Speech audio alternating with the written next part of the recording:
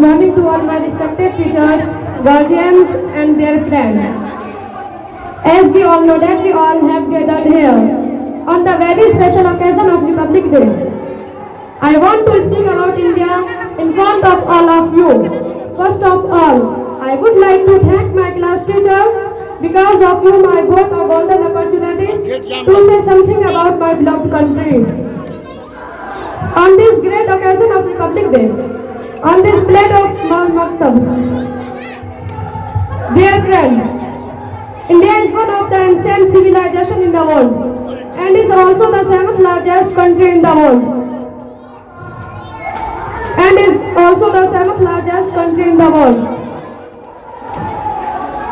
India is one of the ancient civilization in the world and is also the seventh largest country in the world. It is 29 states and every state has its varied culture.